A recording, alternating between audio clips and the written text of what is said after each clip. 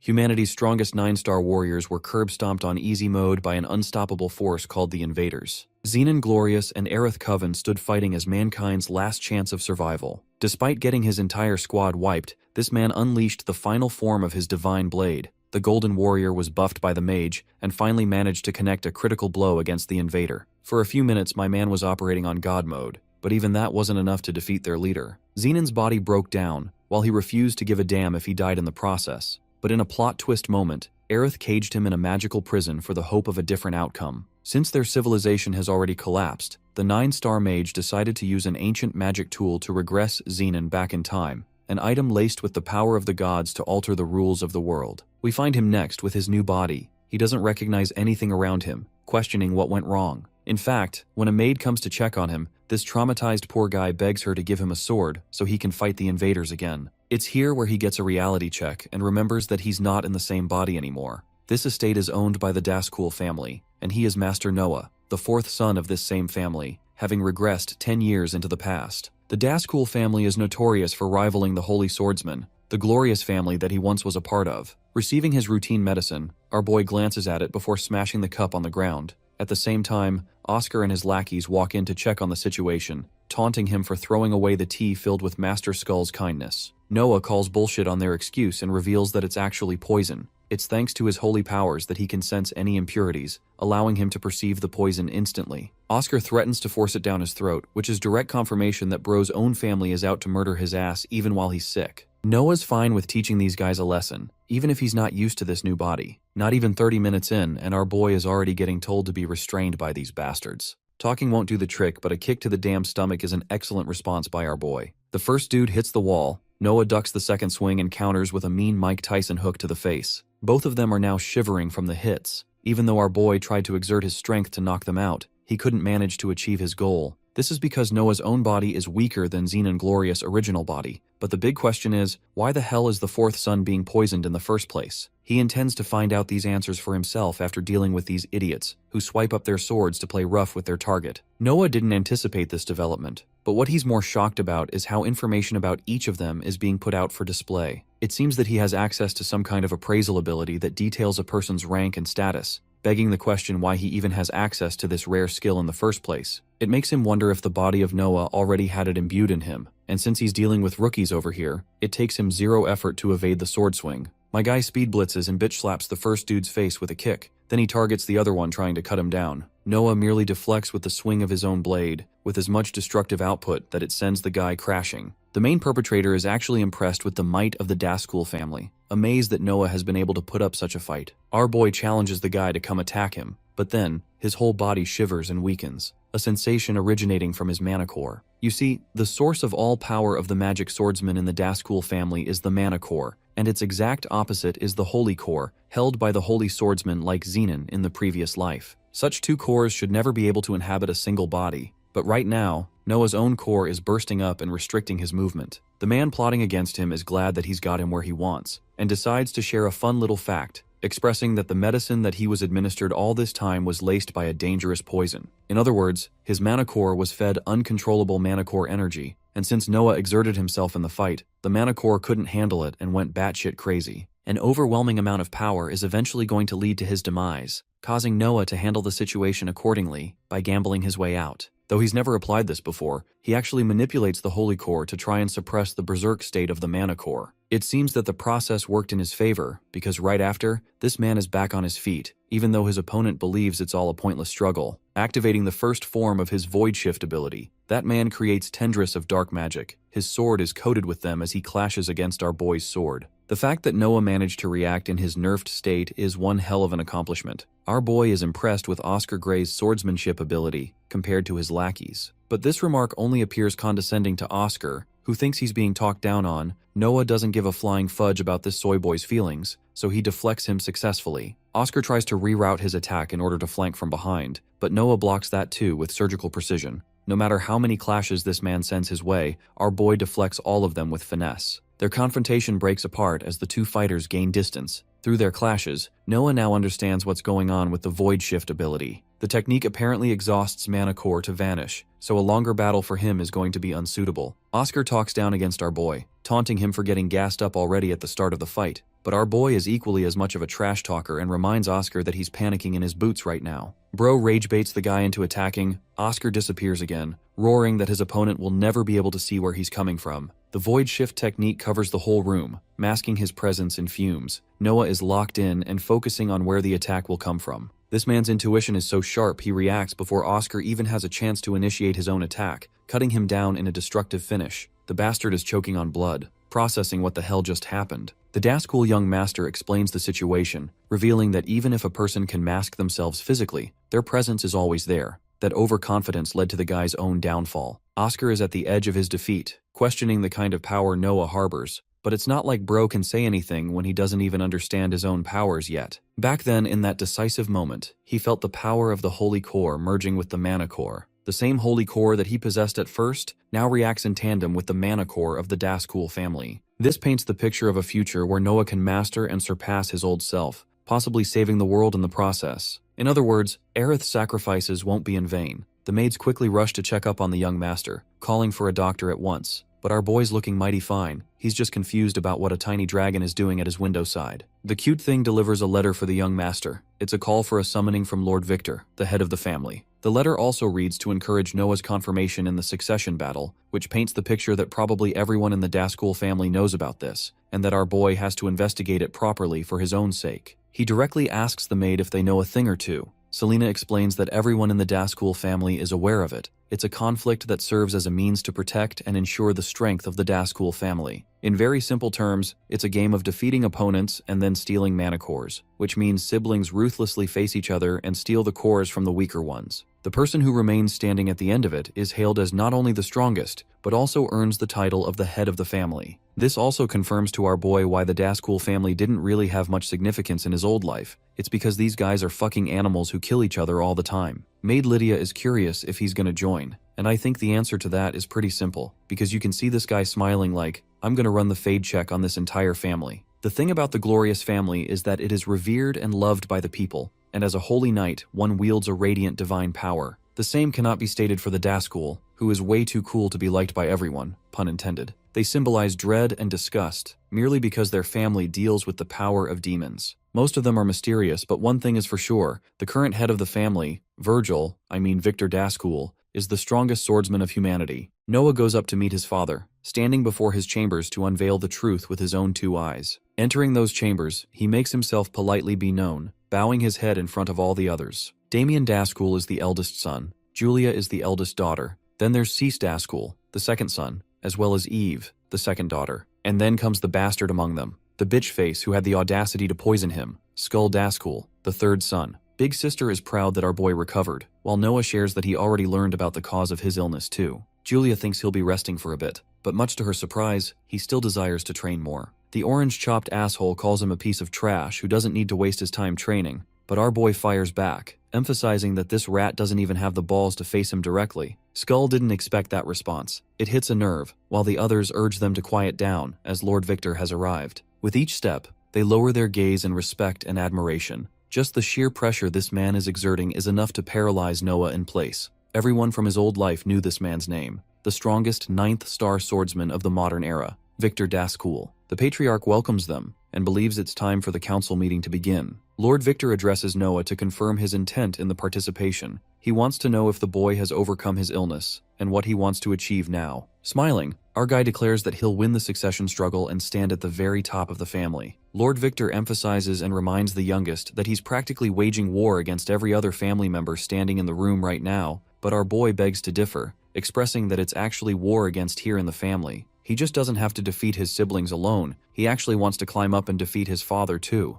Bro's arrogance is a little too much, so Papa humbles him by releasing a godlike pressure, intimidating the crap out of Noah, who realizes that this is the legendary swordman's mana core. Lord Victor questions if the boy intends to suppress his might. Noah doesn't skip a beat and slams a confirmation, which leads to him being asked the reason behind his thirst for power. The young master responds expressing that he doesn't want anyone to take anything from him ever again, a response that amuses the head of the family, who likes the grand ambition his son possesses, befitting his rank as one of the Dazkul family. On this day, he officially allows Noah to participate in the succession battle. No one in the room objects to this command, while Lord Victor encourages his son to keep hungering for boundless strength. In the next scene, we arrive at the family's training grounds. Noah is cutting down dummies with ease. His physical condition is improving over time, but he's still at a crappy level. That's not the only thing he has to worry about. It's the problem of the mana core being merged with the holy core, which means his fighting style has changed considerably. He can't just spam the holy techniques like he used to, because right now, bro doesn't even know what his own powers are, or how he can best use them. Noah's immediate goal is to do everything in his power to find out about the special core, because there's no telling what would happen if the others caught a whiff about it before him. Julia arrives, having noticed his movement from a distance, praising him for his actions. The older sister shares that Damien has been the leading candidate so far for their family, but now that Noah has also participated strongly, she's extremely curious about his progress too. Julia likes handling things the old school way, so she unsheathes her sword and quickly tries to slash his throat. Noah only barely ends up avoiding this surprise attack. She emphasizes that she didn't really come here to play around with a conversation, so their mock duel begins, allowing the perfect chance for Noah to test the limits of his strength. Despite his hammering strikes, Julia precisely blocks them all, deflecting successfully and kicking him back. She praises his abilities, but also understands that he lacks execution. The elder sister even provokes him for not possessing more strength despite all his words from earlier, while our boy notices that she's already reached the 7th star level. The sister lunges back into the fight, calling Noah a disappointment so far. Her sword catches him off guard. The only reason he survives this hit is thanks to imbuing his sword with the mana holy core. This is a fatal mistake on Noah's part, who thinks that he'll be exposed if he keeps using the core.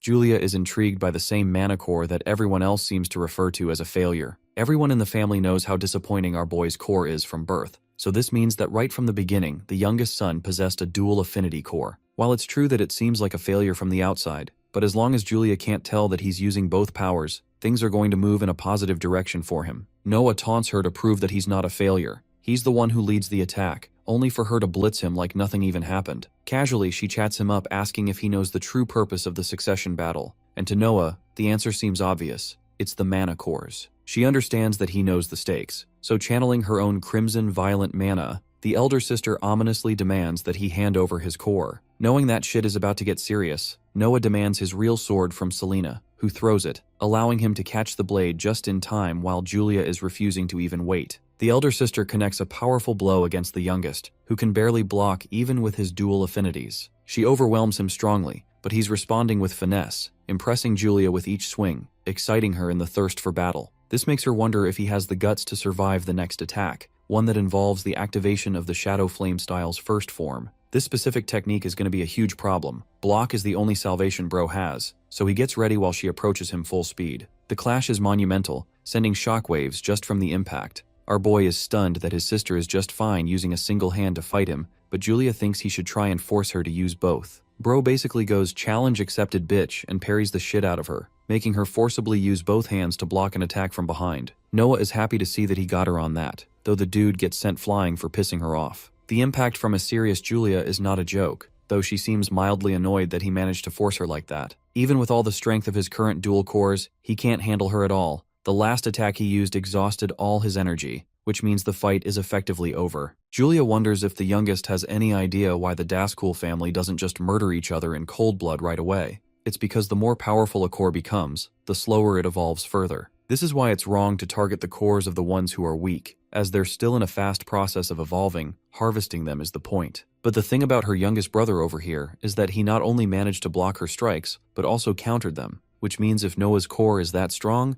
then she thinks it's a perfect idea for her to steal it right now. Going batshit crazy on his ass, Julia pulls out the 8th form of the Shadow Flame style, but right as she's about to steal the core from him, someone intervenes and tries to block Julia from actually unleashing her attack. This man reminds her that if she goes crazy, her brother will actually die. But this greedy bitch is thirsty to obtain mana cores, mouthing off on Kyle for interrupting. The man emphasizes that the young master's core is barely at the 2-star level, which is a huge shock to her system because even with that minuscule level, bro managed to block her hits at the 7th star level. Kyle confirms this, having investigated properly based on their father's orders, because if he was truly that strong, he wouldn't have exhausted his limits that fast. Understanding her mistake, Julia sheathes her sword, reminding her little brother that she's going to steal his core someday. Once he's matured, she'll steal it from him, so it's only a matter of time. Talk about someone practically threatening you that they'll steal the source of your power. Noah doesn't bite the bait and just agrees with a smile. While returning, the elder sister is confused about the source of Noah's powers.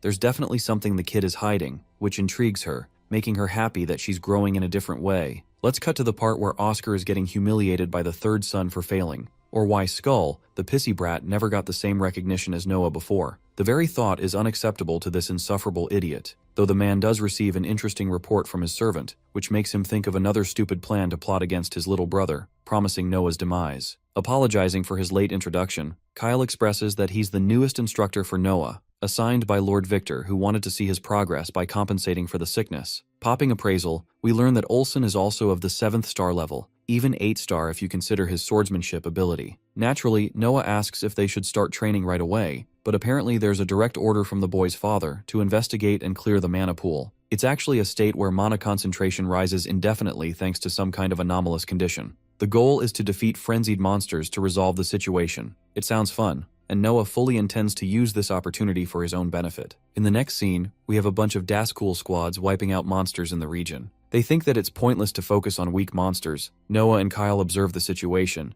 The instructor doesn't get the appeal of the boy coming from his father's side. At once, both are called for a situation. Apparently 3 kids have been knocked unconscious, which means Noah has to call for orders on them. Of course, resolving the mana pool is still top priority, and there's no time to go back, so they'll be taking the kids along for the ride. Saying so, they head deeper into the forest, where thickets of mana concentration rise with every step. This implies that the mana pool is at its center point. The monster that is supposed to act as the lord of the area should also be here. Speaking of which, the Scorpia boss monster unveils its presence. It's an ugly, creepy crawly. Noah calls for the safety of the children first, while Kyle denotes that the creature has risen to the A rank level already, so they need to come up with a plan. Scorpia uses its pincher and nearly takes out 3 of them at the same time. Luckily, the group managed to avoid the lethal strike. Not only does this monster have power, but also immense speed. Noah dashes right into the fight. Despite his 2-star ranking, Scorpia is ready to confront him, but our boy is here to catch all the smoke. Using the Holy Mana Core, he leads the first slash, somehow parrying the tail strike of the monster, but the real threat is still in the air as Scorpia relies on its venomous blasts. It shoots out pointed strikes of poisonous acid, all of which are meticulously evaded by our amazing protagonist. The boss monster decides to use a different move by releasing the spike in its tail, shooting it out like a power projectile aimed to impale anyone that stands in its way. Noah is nonchalant about it and merely parries the shit out of the attack once more,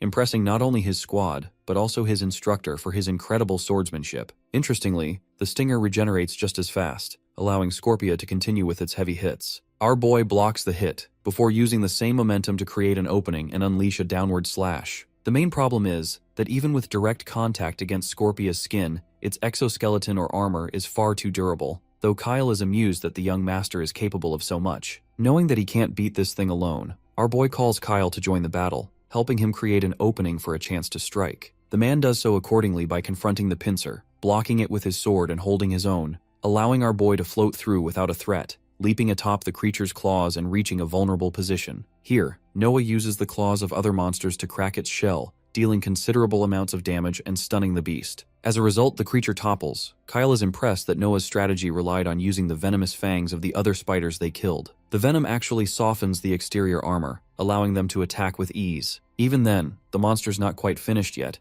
It goes crazy and creates magic circles out of nowhere, and I think Scorpia over here needs its own isekai story at this point. Hundreds of acidic projectiles surround them. Kyle activates his magic style and casts a gorgeous demonic barrier array, putting up a wall that strengthens their defenses. Noah shares that they've locked down on the timing, so our boy goes for the finishing maneuver by launching himself towards the creature, evading its attacks, and then leaping up top. There's a technique that he saw his sister use in their earlier duel. Noah intends to replicate that in his own manner, creating a new form called the Light Shadow Sword Dance. Powered by forces of light and dark, the sword strike connects with Scorpia's body, smashing and shattering it from the inside out. This is the height of the young master's powers, the same person who is only at the 2-star level. Even though our boy managed to mimic a portion of his sister's abilities, he knows he's still lacking on the execution aspect. Still, he leaves the cleanup for Kyle to figure out, while the instructor questions where the young master is headed next. Our boy's got some stuff to take care of, so he ventures into the forest to find something else, recalling how the cause of mana pools in the current era is actually a mystery. But as a member of the glorious family in the past, he knows what causes their creation.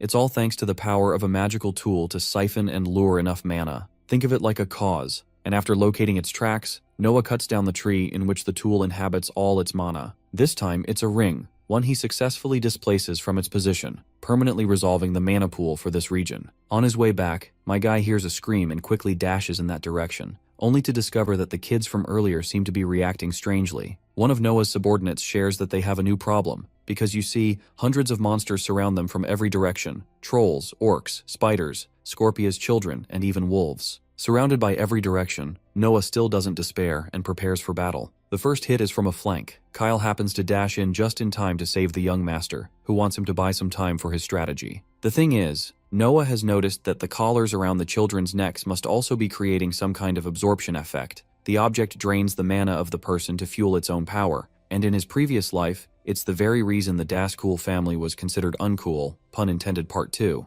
The instructor relents that they can't keep this up for this long, not against so many monsters, so if bro doesn't work up a strategy fast, they're dead meat. Meditating, Noah internalizes a way to discover the person who is operating the tool from behind the scenes. Thanks to both his powers of light and dark, he ends up locating the person responsible, confirming the target. Now that he knows where he is, Noah blitzes in a different direction to take out the main cause while they protect the children. This man literally takes off heads of monsters like Gojo did in his 0.2 second domain expansion during Shibuya, reaching just outside the threat zone to find the operator in the open field. Noah demands this person to come out of hiding fast, and without wasting time, the guy launches himself at him from behind, but such a sneak attack is easy to predict and dodge for the young master. The operator is impressed, shocked even that the guy noticed his presence from the Dascool family. Keeping it direct, Noah asks who sent him. Of course, the dude doesn't have any intentions of sharing that information, which is fine because the young master wanted to force him to talk anyway. Their duel commences with a sword clash. The opponent is intrigued by the power of a mana core, while Noah keeps him in the mystery and energizes himself further beyond.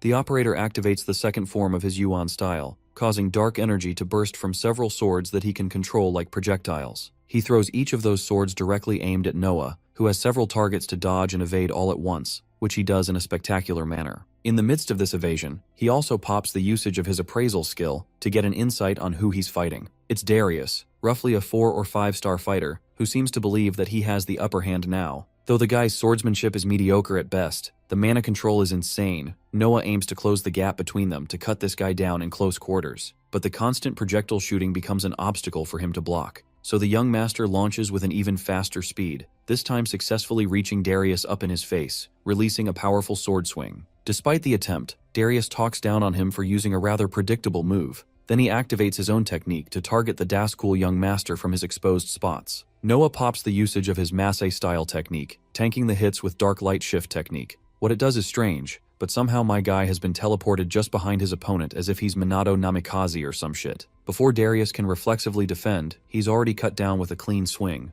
all that arrogance resulting in his own demise. Sharing his final words, Darius desires to know how he can use such a technique. It actually happened back during the duel with Julia. The best thing about the dual core Noah has is his ability to mimic any technique thanks to his understanding of both natures. However, copying isn't the goal or the only thing he can do. He intends to master such techniques and refine them to a different level. Anyway, Darius has been humbled, so it's time for the dude to start talking about who's behind all this. Refusing to play along, Darius roars that this isn't enough to best him and somehow takes out a vial, drinks it right in front of our boy, and yet Noah does absolutely nothing about it to stop him. Typical Manhwa story, am I right? The guy's big idea is to turn into a monster. Yes, a green goblin, except with the physique of fucking Tarzan. Not even Noah predicted this battle to go in such a direction. Bro even has Vegeta's hairstyle with a better hairline. Anyway, Noah prepares to match the newly evolved Darius with his sword. Their strikes connect, sending rippling shockwaves, but it's the young master who's being pushed back because of the monster's overwhelming might. He can't keep blocking repeated heavy strikes, while Darius enjoys torturing him,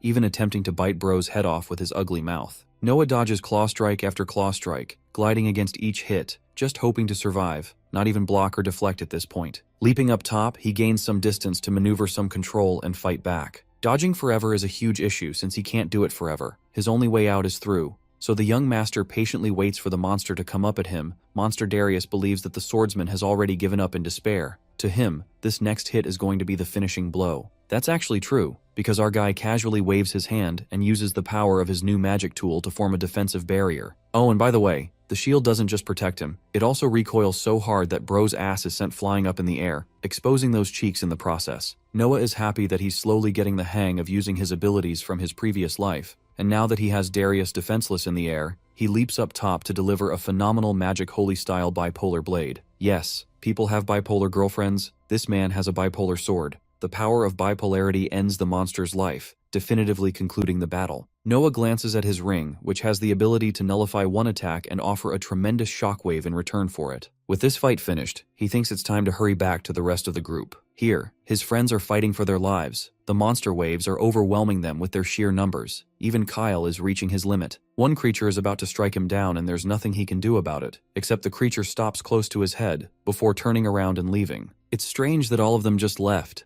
and in their place, Noah comes back to check on his friends. The good thing is that they all survived, and since he's taken out the main threat, things should be looking good now. The young master still couldn't uncover the main culprit, though he takes off the tools from the children's necks, freeing them of their condition. In the next scene, he returns back to the estate, pissed off that the children nearly died because of him, so it's personal to him to track down the man responsible for messing with their mission. One of his maids told him about Eve, who is the family's information mastermind. She'll know the answers, which is why he's coming to meet her. Confronting him at the entrance, Cease stops his brother from advancing any further, even if he's a sibling. The Daskul family's information broker is Eve. Lydia's information is supposed to be accurate, so our boy doesn't want to play around and demands Cease to step aside. The brother assures him that he's the bodyguard for Eve, which is why he can't let anyone slide inside if they're coated in bloodlust. Noah confirms that he just wants a conversation, but the second son doesn't believe his words at all. Knowing that it can't be helped, my guy draws his sword to merely force his way inside. The second son responds by pulling out his own blade, marching up to lead the first strike, which is instantly blocked by Noah's defensive maneuvers. Our boy is handling this pretty well, casually deflecting Cease on the back foot really. The second son activates one of his abilities called the Stone Lance, which conjures hundreds of spears that are about to invent new holes in bro's body. Just like Naruto spams Rasengan, Noah spams his basic swing to cut down all of them, forcing Cease to use another ability called the Crushing Fang Rock Blade. This manifests a sword completely made out of rock, which is quite the confusing play from his opponent's end. Cease bursts into the fight. This time his attacks are heavier and heavier, forcing Noah on the back foot with each swing. Cease ends up missing one swing, but the main problem the young master is noticing so far is how many different attack patterns this guy has, which means fighting without a plan is basically suicide. It's here that he activates Appraisal, to realize that his rank is at the 8-star level, but shockingly the mana core is insanely weak at only level 5. This confirms to Noah that Cease is intelligently using both swordsmanship and magic to cover his weaknesses, so he wonders how the guy will react in a direct contest of strength. Activating the Meisei style once more, our boy announces the Light Shadow Sword Dance, letting out pulsing energy emanating from his unique mana core. Cease is astonished and shocked. Realizing that he needs to respond appropriately, he uses his own Irai style's second form, garnering the energy of the demonic family to create Black Thunder. Now, the Irai style is one of the many styles among the Daskul family. Kyle told him about the difference in each style too. Now for the Irai style specifically, it specializes in speed-based techniques, generally considered an unavoidable strike. Cease is rather intrigued that the youngest knows about the depth of his abilities, but of course, not even knowledge won't be able to save him against this upcoming hit. Ready to take this dude head on, Noah demands him to come try, causing his brother to launch at godlike speeds, practically taking the form of ravaging red thunder that directly reaches his opponent without wasted movement. Connecting the correct timing, Noah lowers his blade, successfully clashing against Cease's ultimate technique, resulting in a destructive finish. In the aftermath of this collision, Noah is left standing, but he's still injured from the sheer weight of the blow that he had to just block. Even his dual style couldn't block Cease's Black Thunder technique, because even the techniques that Noah copies have their own limitations. They're imperfect by nature, so it's impossible to rely on them. Before their duel could progress any further, Eve's voice reigned supreme, demanding the fight to stop. Having observed the fight, she ends up allowing Noah to share an appointment in her quarters, questioning why they're fighting to begin with. Her loyal bodyguard expresses that this man waltzed in with immense bloodlust, which he couldn't ignore as her guard. The big question is, why is a Daskul family member acting as a bodyguard to begin with? Eve shares that she can't defend herself well, while Cease demands to know the purpose of the youngest's visit, reminding him that the succession battle doesn't concern Eve. Before our boy could even say a word, Eve catches on and reveals that he's here to seek information on the assassins. Of course, that's kind of her thing, to know everything. She wants to share all the bits and pieces, but with every deal comes a condition. Noah questions what she wants him to do. This prompts the information broker to bring up the Infinite Library, a labyrinth boundless to the point one can't even fathom its depth. It has all the wisdom for humanity that it hasn't yet reached. An entire city is structured around it, brimming with scholars and adventurers who want to uncover the secrets. But it's also a place teeming with monsters. Eve wants him to go inside and fetch a book called UN. That is her condition for the information he wants in return.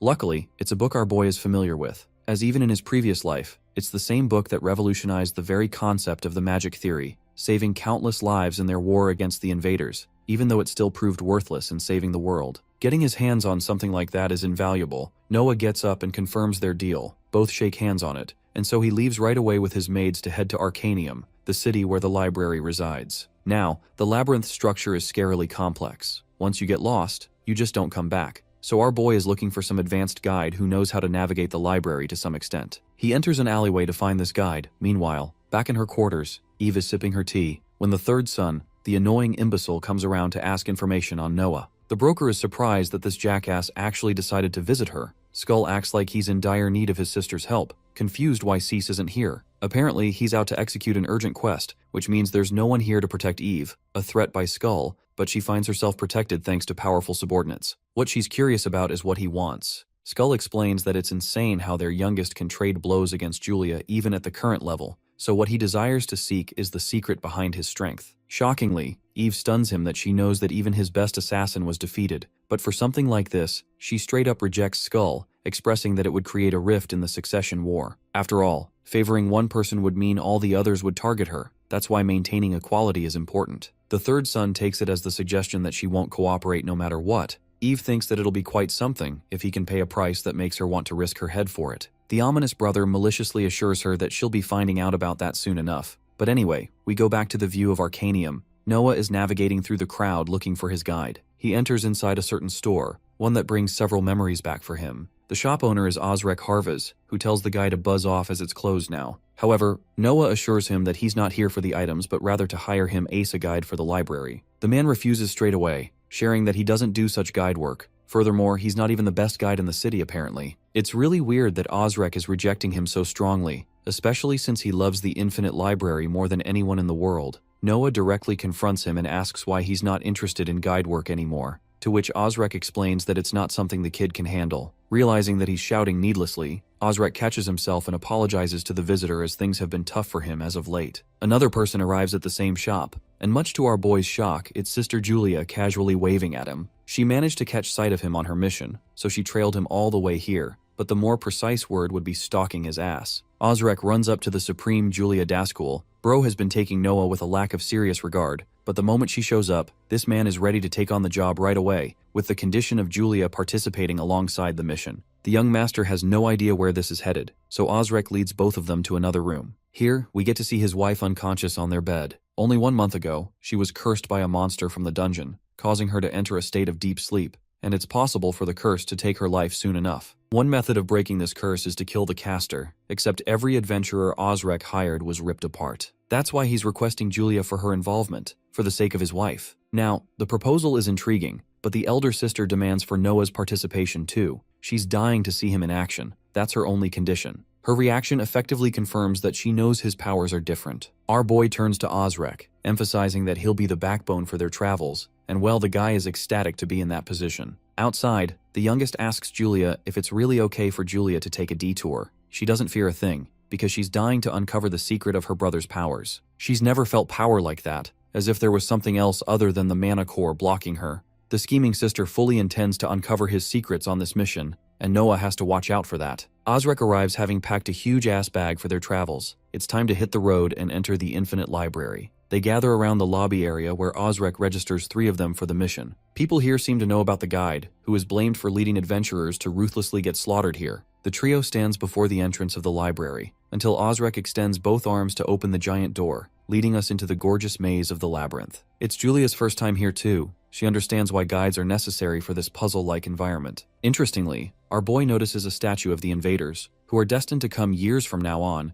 even though it wasn't here when Noah visited the library as Xenon in his previous life. This means the current reality is also connected to the future invaders, so he can probably find out some way to defeat those guys in the dark future to come. Brimming with this new hope, Noah Daskul keeps his eyes peeled to find the Book of Profundity. As the story progresses, the three finally make their way to the first floor of the Infinite Library. Noah asks Osrek if he has any clue where they might find the book they are searching for. The guide explains that the rarer books usually appear much deeper inside the labyrinth sections. According to him, they should expect to find the forbidden book somewhere around the 20th floor. Hearing that, Noah is surprised because from what he knows that the 20th floor is the deepest area anyone has ever explored. Soon, they arrive at the plaza leading to the second floor where several ogres appear before them. Osrek asks Noah to deal with them, and our hero immediately pulls out his blade. He cuts through the ogres in swift motions and instantly wipes them out of existence. Osrek gets startled after witnessing such a quick kill, while Julia only gives off a faint smile in response. The trio then continues moving deeper into the labyrinth without stopping. The story later shifts to the moment the three finally arrive at the 10th floor. There, Osrek tells them to keep their mouths shut about what they are about to witness. He walks toward a bookshelf and pulls out a certain book, causing a hidden door to open. A magic circle appears beneath them, and he explains to the two Daskuls that this is a shortcut he personally discovered long ago. Following his instructions, the trio steps onto the magic circle together. A bright light nearly blinds all three of them, after which they are teleported to another hidden location somewhere inside the dungeon. Noah asks Osrek where exactly they are now, and the guide explains that the plaza in front of them leads directly to the 20th floor. Julia becomes excited after hearing that they are finally close to their destination and immediately walks ahead. However, the moment they enter the plaza, a monster summoning circle activates, and a tree-type monster known as the Elder Trent appears before them. The sight of the S-ranked beast immediately terrifies the guide, who argues that something like this has never happened before. Apparently, the last time he visited this place, there had only been a lower-tier giant Trent guarding it. Julia, however, treats the monster as if it is nothing more than an insect, and calmly prepares to draw out her blade. When Osrek mentions that the two of them might not stand a chance even if they fight together, the lady confidently says that she alone is more than enough. She immediately dashes toward the Elder Trent while neatly dodging all of the branch attacks thrown at her. Julia performs a somersault to get even closer to the monster and lands a heavy strike against it. However, her attack fails to penetrate the monster's extremely hard skin, forcing her to jump backward again. The guide practically screams at the top of his lungs, warning her that the monster's trunk is as hard as steel and that they would need a mage to properly deal with something like this. By this point, the lady gets trapped by the Elder Trent's branches as they wrap around her body from every direction. Just when she becomes fully restrained and it looks like Noah might have to jump in and save the situation, the lady suddenly burns through the confinement using the fifth form of her Shadow Flame style. Her body becomes completely covered in a blazing armor of flames, which she proudly reveals as the Shadow Flame Black Armor. She immediately follows that up with the first form of the Shadow Flame style and starts leaping across the battlefield at high speed to launch another attack. Her burning strikes cleanly slice through the monster's trunk, and she splits the giant creature into two halves, ending the clash with her victory. Julia proudly boasts that her blade is tougher than steel, while slowly walking back toward the other two. However, before they can properly celebrate,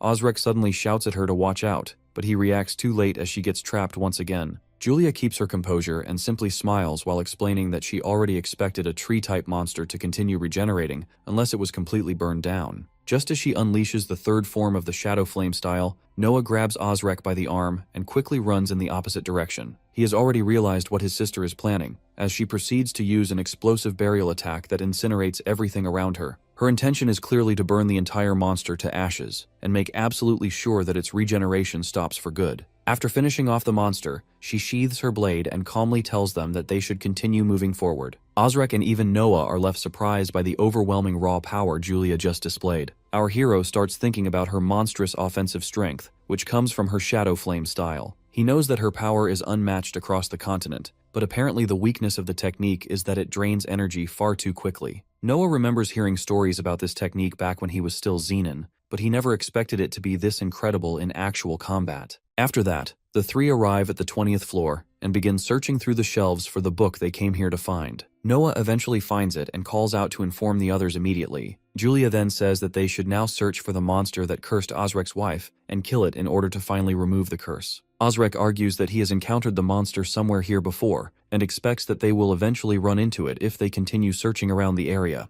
Our hero reminds him that monsters are only supposed to spawn inside the plazas, but the guide explains that this particular monster is an exception to the normal rules. While they continue searching for the monster, Noah suddenly comes across another book and realizes that it contains the exact thing he had been searching for. However, before he can continue reading further, the three suddenly come face to face with an armored monster that possesses a strangely long and monstrous arm. Noah gets excited to deal with the monster as he draws out his blade. But before he could proceed with the attack, he gets stopped by his sister, who tells him to stay back. Julia steps forwards and insists that she would be the one taking the monster down, contrary to how she wanted to see our hero's skills earlier. The night monster begins its attack with a dark slash which the lady struggles to block as she grinds her teeth. The slash is so powerful that even Noah and Ozrek have to jump away before getting caught in it. The lady argues that she cannot understand how she is the one being overpowered here. She refuses to let the battle extend any longer and quickly recovers from the attack. Julia goes in again, this time in a zigzag pattern, and appears behind the monster. However, before she can land her strike, the attack gets parried by the monster itself. Meanwhile, Noah and the guide are hiding behind a bookshelf. Noah watches his sister go and worries since the monster is blocking her attacks, even though he can barely keep up with the movement. Lady Julia, however, refuses to give up and uses her Shadow Flame second style called Flame Vortex. While the guide says that this might just be enough, Noah does not feel good about it. Julia jumps and moves to the opposite side of the monster, and finally lands a direct hit, but the armor is too powerful for her to even leave a small scratch on it. The monster then opens its foul mouth with long jaws and releases an attack with a greenish hue which apparently curses the lady's arm and makes it weaker. However, just before it shoots the breath attack from its mouth, Noah jumps in and takes Julia away, saving her life. He quickly checks on her and asks if she can still continue. She argues that she can still continue and immediately warns her brother about the danger of the monster's bare arm.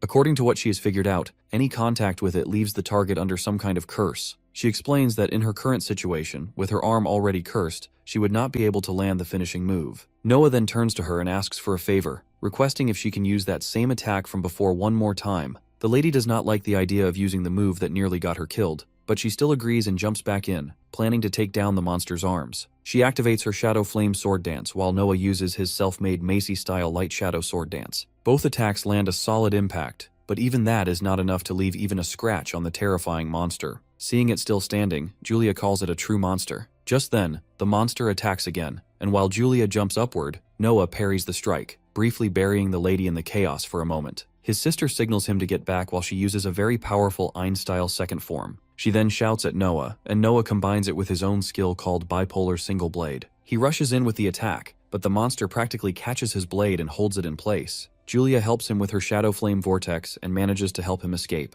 At this point, Noah realizes that his sister has already exhausted a large part of her magic core and starts sweating bullets while wondering if they should only retreat. Just then, another monster, similar to the one they were already dealing with, appears and creates double trouble for them. Noah hears a strange voice saying something about the powers mixing together while still being unbalanced. Noah finds himself in another dimension and asks the shining light-like figure in front of him where it has brought him and who it is. The shining light tells him that he is the first successor to the Divine Authority Corps in centuries, and that it does not want him to die an early useless death. Therefore, it says it is going to give the hero a small tip and reveals the name of a technique. Just then, Noah finds himself back in reality, and a notification appears, telling him that he is awakened as a successor and that the Divine Authority Core system is being unlocked. Noah immediately activates the Divine Authority-style second form called Dual Heaven Render and warns the monster that it has enjoyed itself enough, and it is now time for payback. Meanwhile, while he is still charging up his attack, a system message suddenly appears out of nowhere stating that the invitation has been accepted. Before Noah can even process what is happening, he gets transported to a completely unknown place. A mysterious voice echoes through the area, stating that it looks like the Divine Core was a success after all. At that moment, golden light begins leaking out from his sword and slowly takes the shape of a human figure. The glowing man stares directly at our hero and introduces himself as Zekas, the previous inheritor of the Divine Core. Noah quickly pieces together that the golden guy is referring to the strange power he awakened earlier. However, Zekas immediately explains that the cores are nothing more than defective tools. He then begins narrating the history behind them, revealing that during the previous era, invaders from another world descended upon humanity and brought destruction everywhere they went. It was during that desperate age that the heavens granted humans the Divine Core as a weapon to fight back against the invaders. Unfortunately, humanity still lost in the end because people were too busy fighting amongst themselves. Zekas explains that he himself was eventually assassinated by rival groups because they feared the overwhelming abilities of the Divine Core. Those despicable factions then split the Divine Core apart to ensure that it could never regain its complete power ever again. That is how the two separate cores were created. Our hero finally pieces everything together, while the Golden Man calmly tells him that he has now been chosen as the next successor. Noah skips all the dramatic lore talk and immediately asks the important question, wondering whether Zekas could have actually defeated the invaders. The Golden Man does not hesitate for even a second and confidently declares that he would have completely decimated them. Hearing that gives Noah a bit of reassurance that perhaps this power really can change the world after all. However, Zekas instantly bursts that bubble and points out that Noah's current divine core is still far too weak. He advises him to continue fighting stronger enemies if he truly wishes to unlock the core's real potential. Our boy smirks in response and says that he was planning to do exactly that. That answer finally earns a smile from the Golden Man, who then tells Noah to prove those words by taking out the trash monster he is currently fighting. Coming back to the present battlefield, the monster lunges toward him at full speed. However,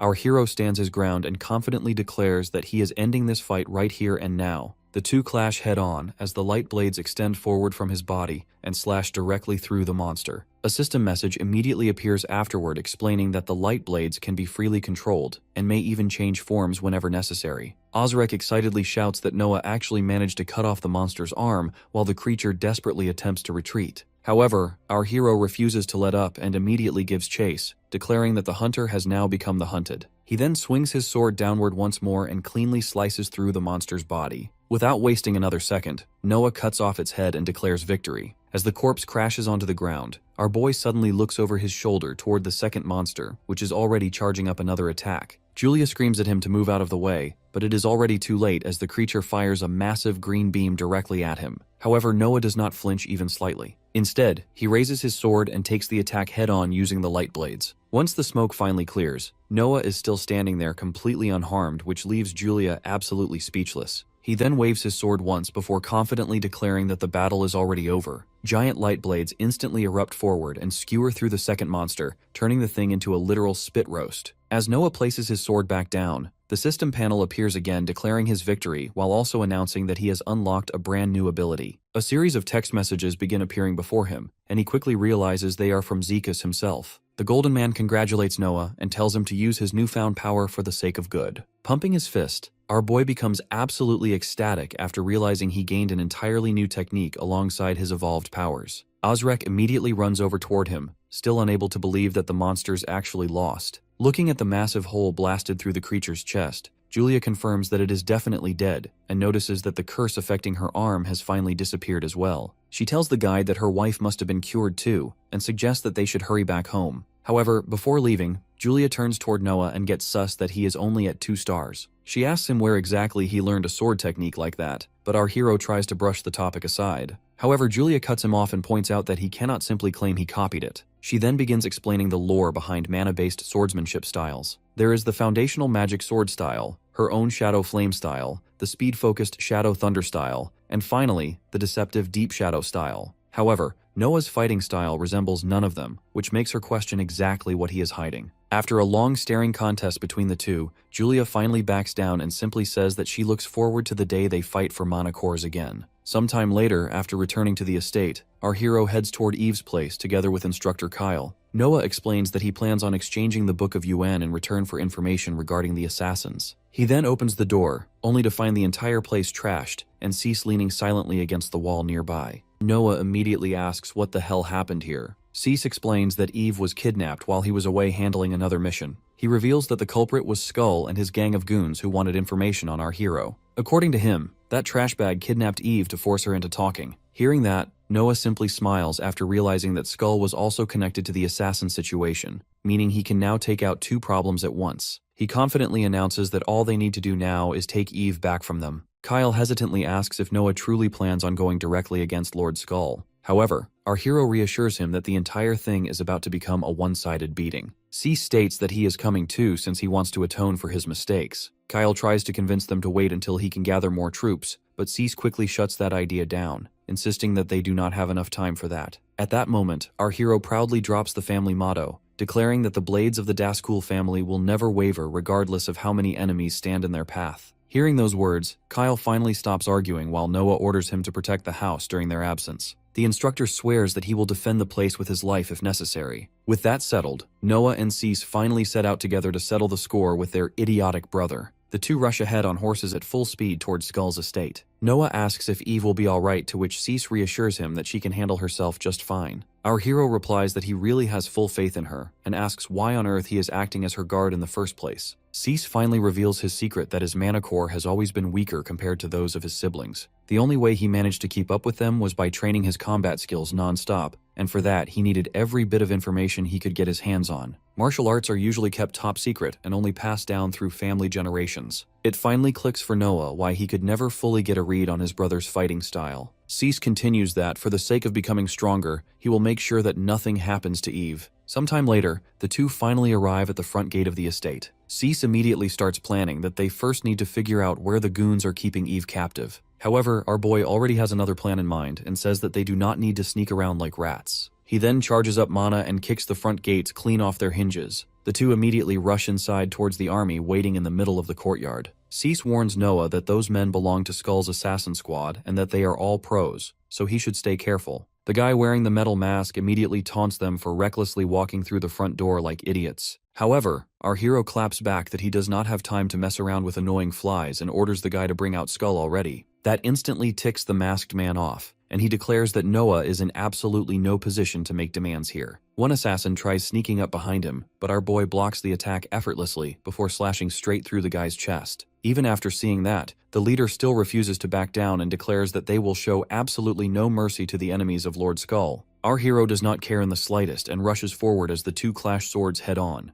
They continue exchanging blow after blow while the remaining assassins try jumping Brother Cease from all sides. However, he leaps high into the air before activating his Shadow Lightning skill and slams his sword into the ground. The thugs around him get blown away by the shockwave while he taunts them to keep coming if they dare. Our hero takes a quick glance back and feels reassured knowing his rear is covered. However, the metal mask guy takes that as provocation and angrily warns Noah not to underestimate them. The assassin leader suddenly throws a scroll high into the air which forms a massive magic circle on the ground. Noah wonders what the hell is happening while the masked man proudly reveals that this technique was specially designed to deal with members of the Daskul family. The guy immediately rushes forward with his mana sword. At that moment, our hero activates his skill appraisal ability and notices that the assassin possesses several hidden techniques. Noah then tries activating one of his own skills, but freezes when absolutely nothing happens. In the end, he is forced to dodge backward instead. Our hero quickly realizes that the scroll must have sealed his mana core. The assassin leader mocks him, claiming that he cannot survive using sword skills alone. Meanwhile, Cease finally joins Noah as the remaining assassins continue ganging up on them. The numbers are already against them, and having their mana cores sealed leaves him extremely irritated. Brother Cease then tells Noah to go ahead while he handles the trash here himself. He reassures our hero that he will be completely fine and insists that he should hurry and find Eve before it is too late. After quickly assessing the situation, Noah decides to book it and rushes past the assassins at full speed. Several of them try blocking his path, but Cease immediately shuts that down by raising one finger and causing a giant stone slope to rise from the ground. Our hero uses the slope as an escape path, while Cease shouts after him that the trash skull is most likely hiding inside the detached palace. The other assassins immediately try to give chase, but giant stone spikes suddenly erupt from the slope itself, skewering most of the assassins and leaving only the leader alive. Watching his men get massacred like that, the masked man can only stare in shock before Cease calmly announces that he will now be his opponent instead. Meanwhile, the scene shifts to the detached palace where Skull asks Eve whether she is finally ready to talk now. However, the girl is not scared even slightly and calmly tells him that her answer is still no. That pisses the trash bag off and he reminds her that he also captured several of her staff members. However, Eve instead roasts him by saying that she feels ashamed to even be related to a piece of garbage like him. That only makes him even more furious. Skull then looks outside and comments that things are starting to get lively out there. Eve smiles and tells him that maybe Noah has finally arrived. However, Skull only smirks and calls Noah a complete fool for charging through the front entrance. Eve then reveals the truth to him that a true Daskul would never rely on cheap tactics, and that Noah charging through the front fits him perfectly because of his pride. She even thanks Skull for being such a trash bag since it finally allowed her to witness what Noah is truly capable of. That completely sends Skull over the edge as he reaches for his sword in pure rage. However, at that exact moment, Noah flies in through the window scoring max aura points. Our hero proudly announces that he is here to rescue Eve. She jokingly replies that he took way too long to get here. Before they can continue, Skull suddenly cuts in and points his sword directly toward Noah.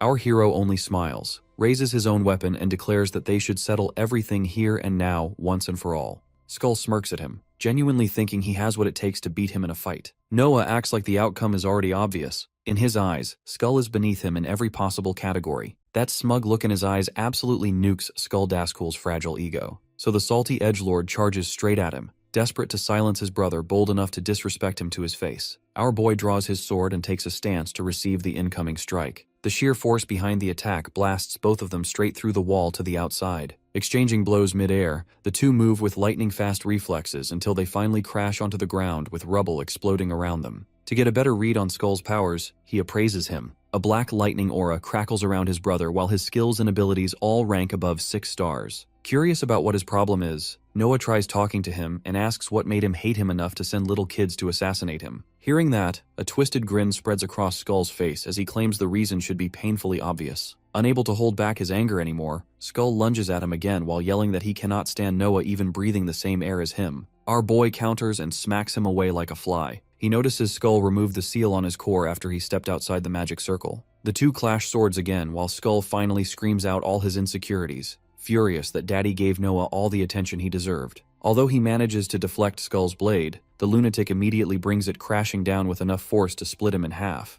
Luckily, our boy dodges the strike completely with a perfectly timed duck. After that, he falls back because he knows Skull would overwhelm him if this became a pure swordsmanship battle. It is clear Skull knows how to mix feints with real attacks to completely mind-game his opponents. It may not be honorable, but that greasy strategy works disturbingly well in a real fight. Raising his sword, Skull orders Noah to be a good little baby brother and become the stepping stone for his succession. Then he demonstrates the UN-style third form, the night parade of phantom armies. Suddenly, our boy finds himself completely surrounded by a gang of hungry skeletons looking at him like he is their lunch. Naturally, those bony bastards pose absolutely no threat to him, and he tears through their brittle bones like paper. At the same time, he stays on full alert because this undead army is just a distraction. Skull's real attack is yet to come. Right then, one skeleton suddenly leaps at him from behind. He senses its killing intent at the very last second and reflexively spins around to block the strike with lightning-quick reflexes. Shocked by its physical strength, he realizes these skeletons are not just simple genjutsu. More of the undead army rushes at him, so he quickly figures out a way to wipe them all out at once. Leaping high into the air, he unleashes Twin Heaven Violent Tear. Powerful beams of light whip across the battlefield and shred every last skeleton before sending them right back to the grave. The moment he lands, though, the bony Subaru clones keep respawning again like they have a save point. Tired of wasting time on trash mobs, he decides to target the mastermind behind them directly. Skull's jaw drops as he watches his brother solo his undead army. While he locks swords with Skull, Noah senses his undead attacking him from behind. The Twin Heaven Tear shoots backward like Ninetales chakra and cooks their bones medium rare.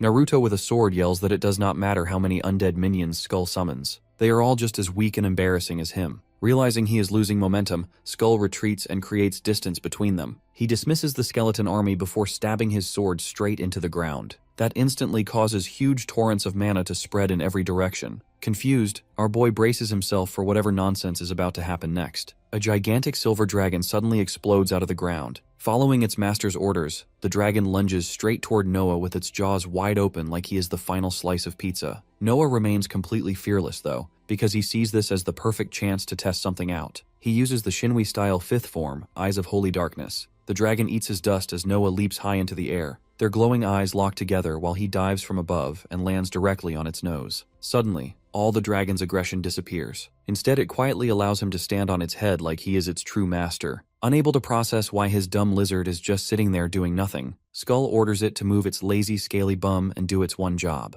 Unfortunately for him, Noah is the one in control now, because Eyes of Holy Darkness hijacks the enemy's authority over their summon. Now that the silver dragon belongs to him, our boy decides to give its original owner a taste of his own medicine. Refusing to accept defeat, Skull desperately unleashes the UN-style first form, Shadow-Piercing Fang. The attack violently tears through his own dragon, entering through its mouth and bursting clean out the other side. A massive flash of light spreads across the sky as the dragon explodes into pieces like it did the Coke Mentos challenge. That explosion serves as the perfect distraction for our boy to slip directly behind him. With one clean horizontal slash, he carves a nasty gash straight across Skull Daskul's back. Skull barely manages to escape in time. Now pushed to the edge of desperation, he admits he did not want to rely on the cheapest trick in his arsenal. Then he pulls out a bone-white whistle from his inner pocket. A gate suddenly opens behind him. Their sister appears from inside while two men dressed in black hold her hostage. Grinning like the manipulative sewer rat he is, Skull reminds Noah that saving their sister was the whole reason he came there. So he gives him a very simple deal. If he makes a move, their pretty little sister dies. Our MC is completely disgusted by the pathetic virgin tactic. But Skull doesn't give a rat about his honor, and swears he will gladly release her after he logs Noah out for good. Right at that moment, an explosive burst of red magic blows both brothers away. Completely confused, the two brothers are equally lost about what just happened. When the dust finally clears, they are stunned to see a familiar shining knight in black armor standing in front of their sister. After Damien makes his flashy entrance, the guy boldly declares that Skull already knows his sister Eve has no intention to participate in the Battle of Succession. Skull shows absolutely no concern,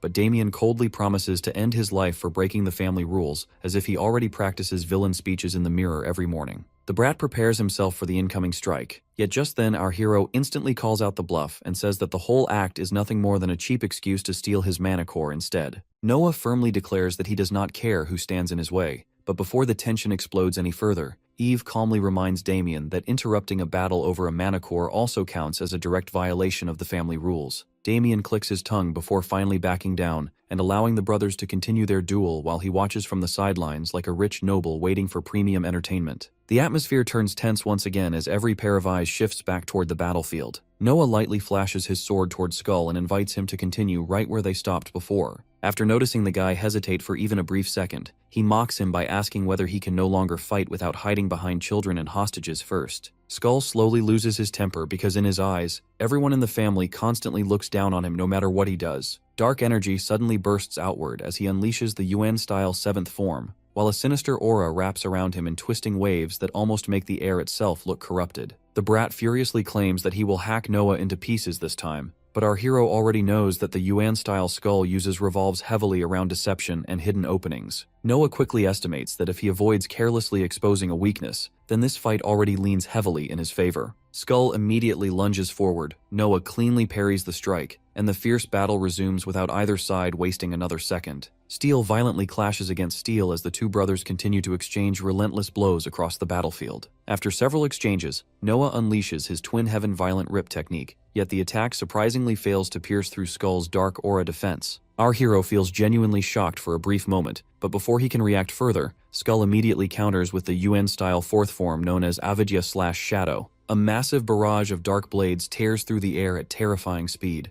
though Noah still manages to block and parry nearly every single strike with razor-thin precision that honestly saves his life by pure instinct at this point. Unfortunately, that defense does not last forever, because an unblockable slash suddenly breaks through and launches Noah backward with overwhelming force. Skull instantly charges forward to finish the battle, yet Noah barely manages to endure the assault and escapes with nothing more than a shallow cut across his face. Even Skull looks visibly surprised after seeing the guy survive such a lethal attack, but then Noah suddenly thrusts his sword into the ground and countless spears of light erupt upward, forcing Skull backward while also creating some much-needed distance between them. Noah quickly realizes that he stands in a far more difficult position than he first expected, because Skull not only relies on deceptive combat techniques, but also possesses defenses strong enough to absorb even his direct attacks. Noah Daskul questions why Skull would sink to such cowardly methods even after gaining this much power, because with strength like that, he could have simply fought fairly in the Battle of Succession from the very beginning. Skull bitterly replies that their father never once acknowledged him because he believed talents based around deception held no value within the Daskul family. The resentment buried deep inside him never faded away, and because of that hatred, Skull eventually created his own combat system known as the UN style. Despite every ounce of effort he poured into becoming stronger,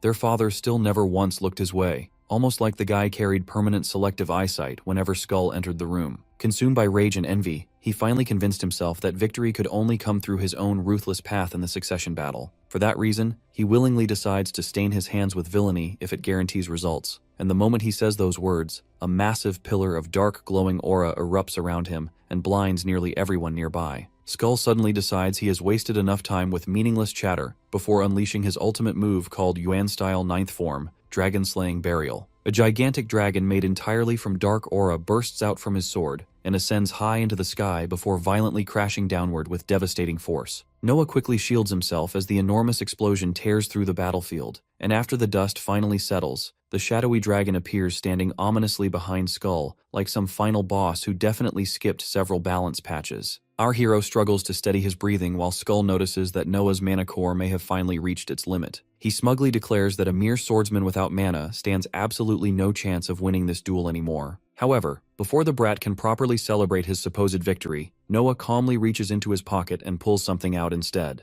The unexpected action immediately catches Skull off guard and causes the atmosphere to tense once again. Skull looks shocked after seeing what Noah describes as a solidified version of the poison they secretly fed him all this time, which he deliberately preserved for a moment exactly like this. Noah swallows the pill without hesitation, causing Skull to call him completely insane. Yet our hero calmly explains that the poison overloads the mana core and drives the user berserk. He also reveals that he no longer fears those effects because his body already managed to overcome the poison's influence during the past. A terrifying amount of aura suddenly erupts from Noah's body and spreads across the battlefield with overwhelming pressure. Noah describes the substance as a potion capable of restoring his mana, while simultaneously allowing him to gain another skill for his arsenal. He then tells Skull that he carries a reason why he absolutely cannot afford to lose this battle, and while referring to his previous life, he firmly declares that he will never allow another tragedy to happen again, no matter the cost. Our hero immediately unleashes Shinui-style second form, Light Dark Flash, while both holy and dark mana simultaneously surge from his sword in violent waves. Noah pushes forward without hesitation, and both fighters charge directly at one another with their enchanted techniques prepared for the final clash. The battle reaches a terrifying level, as every collision between their attacks creates an explosive shockwave, powerful enough to resemble an actual bomb blast. Even the surrounding area violently trembles beneath the pressure generated from their confrontation. The explosions become almost too overwhelming for Darius to withstand, while the shockwaves rip through the surroundings with terrifying supersonic force. Darius remains standing beside Eve amidst the settling dust, and both of them stare ahead with visible disbelief at the destruction before them. Once the dust finally clears away, they see Skull kneeling in defeat before Noah. Yet in a shocking twist, our hero unexpectedly chooses mercy and asks everyone to spare the guy's life instead. Noah simply demands that Skull surrender properly, and the brat pauses in silence before finally admitting defeat and agreeing to hand over his mana core to him. Our hero calmly accepts the surrender, but just when the tension seems ready to disappear, Skull suddenly reveals one final dirty trick and viciously stabs Noah straight through the abdomen at the moment he least expects it. Darius and Eve stare ahead in complete shock while Skull hysterically screams that he will never surrender to somebody like Noah, and that he refuses to let anyone look down on him ever again. In a desperate fit of madness, the brat suddenly rips his sword free while viciously slashing straight through Noah's abdomen. The brutal attack leaves even the surrounding spectators frozen for a brief moment, because the guy really chooses maximum drama before defeat. Noah coughs out blood as Eve instantly rushes forward to help him, but Darius quickly stops her before she makes a reckless move in the middle of the chaos. Skull wastes no time and lunges ahead to deliver the final killing blow, yet Noah barely manages to move faster by the narrowest margin possible and slashes directly across the guy's chest. The counterattack lands cleanly and immediately changes the flow of the battle once again. Skull collapses onto his back while blood pours from his mouth without pause. As both of them slowly bleed out on the ruined battlefield, Noah quietly wonders if this truly reflects the way the Dazkul family fights, because honestly, the whole thing feels more insane than impressive. He bitterly comments that members of this family seem to value pride far more than their actual lives, and shortly after saying those words, he also collapses onto the ground from exhaustion and blood loss. Eve immediately runs toward our hero this time, but Darius grimly warns her that Noah's injuries look fatal and the medical team will never arrive in time to save him. Eve confidently replies that she can handle it herself before channeling mana into her healing technique without hesitation. She activates Inca-style first form, Hazy Lantern, which successfully stops the bleeding around Noah's wounds,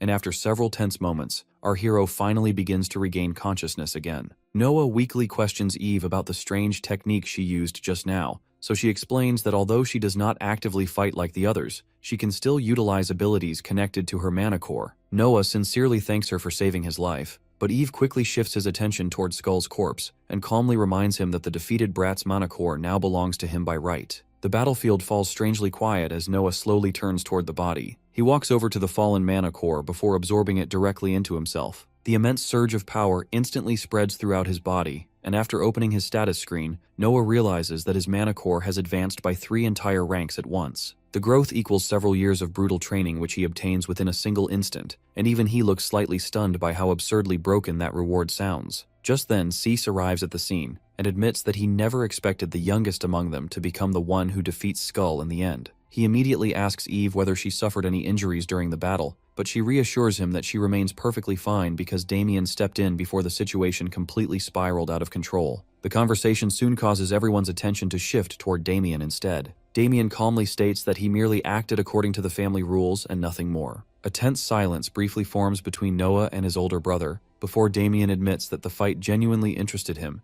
because he has never witnessed a power beyond the standard limits of a mana core before. The atmosphere grows heavy once again as the older brother quietly studies Noah with far more interest than before, almost like he has finally started seeing him as a real threat instead of some random background extra. Damien admits that he feels genuinely curious about the true nature of Noah's strange power, though for now he claims that more important matters require his attention elsewhere. Before the conversation can continue any further, a messenger suddenly arrives and respectfully informs Noah that their father has summoned him immediately. The scene soon shifts toward Victor's grand castle, where Victor calmly states that he has heard rumors claiming Noah defeated Skull and absorbed his mana core afterward. Lord Victor directly asks whether those rumors are actually true, and Noah calmly confirms every part of the story without hesitation. After hearing the answer, Victor questions him about his personal assessment of Skull's abilities during the battle itself. Our hero honestly admits that when it comes to pure swordsmanship and mana core techniques, Skull surpassed him in almost every possible aspect. The straightforward response briefly catches even Lord Victor's attention,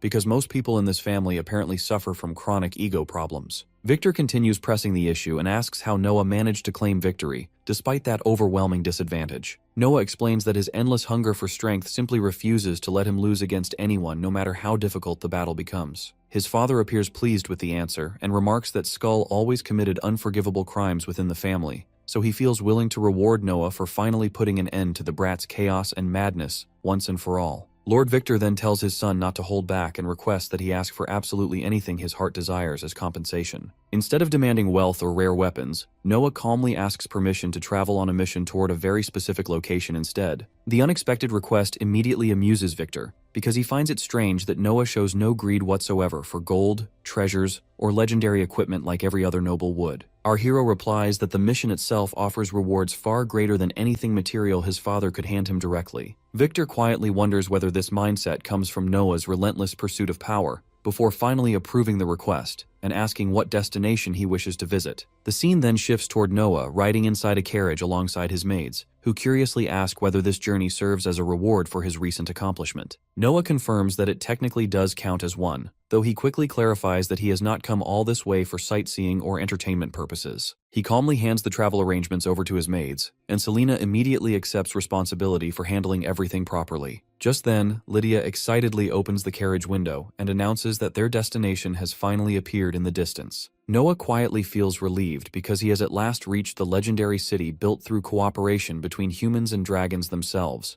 the famous Dragon Nest City, Draconia. Before the carriage arrives at Dragon Nest City's front gates, they are stopped by two Dragonute guards on horseback. Seeing them, he steps out of the carriage, and they correctly identify him as Lord Noah of the Daskul family. The Dragonute guards introduce themselves as messengers from Draconia. Their duty is to safely escort their honored guest to the city gates. They are still pretty far from the city, so our boy finds the situation strange. As if that was not enough, he also senses something nearby that does not feel right at all. Still, he pretends to be grateful to the guards and accepts their generous offer. At that moment, he hears a voice yell they were searching for him, slandering his family name as they ambush them from behind. Turns out it is the Ogre tribe, and they do not look too pleased to see our young lord from the Daskul family. Even the Dragonute guards are caught off guard by the sudden ambush. Noah also draws his sword since those two green-scaled losers would get flattened by the ogres. He remembers reading that the ogres have been locked in a turf war with Draconia for control over the region. The two races never got along since the ogres are a species obsessed with striving for more and spreading their power. Meanwhile, the dragons are a peaceful race that values order and stability. Looking at it diplomatically, the Dragonute guards assume the ogres want to stop Draconia from building strong ties with the Daskul family. Shifting into leadership mode, Noah orders Lydia and Selena to hide safely inside the carriage. With an arrogant smirk, the ogre leader jokes that the lizards are unbelievably desperate if they need the Daskul family to save them. The red meathead even generously offers to spare him if he promises to behave himself and quietly head back home. Irritated by the gorilla's attitude, he points his blade directly at the giant's ugly red mug. He gives him the exact same offer and says he is free to walk home with his legs intact if he backs off now. The disrespect lands hits the ogre leader where it hurts, causing his veins to pop. The massive warrior, nearly twice Noah's size, spits everywhere as he shouts that he is about to grind his tiny human body into powdered sugar. He slams his foot into the ground, kicking up a giant dust cloud that completely blocks their vision. Still, Noah stays calm and prepares to strike the second he spots any sign of the ogre. Suddenly, a pair of massive hands burst through the smoke and try to Hulk smash him flat. He leaps out of the way at the last moment. That turned out to be a fantastic decision because that impact shatters the ground like a bomb. Next, the ogre hurls an entire chunk of the earth straight at him. In response, Noah uses the Shinwa-style first form to shatter the giant rock into pieces, but that leaves him completely exposed from behind. Seizing the opportunity, the ugly red gorilla grins wide, thinking he is about to break the world record for most bones shattered with one punch. Flipping around last minute, Noah blocks the punch with his sword. Unfortunately, that's not too helpful because the raw force behind the attack sends him flying at supersonic speed straight into the mountainside. Somehow he still manages to walk out of it with all his bones intact after that. He admits the ogre's monstrous physical strength is the real thing. Still, raw strength alone does not carry fights because real victory also requires proper technique and control. For someone always preaching about technique, the ogre mocks him for being dumb enough to attack his superior head-on. He draws his fist back for another earth-splitting punch while our hero attacks from above. Noah pulls off a smooth mid-air maneuver to slip right past the strike and carve a clean slash across the ogre leader's arm. With one enemy down, he taunts the others to jump him together if they want their turn.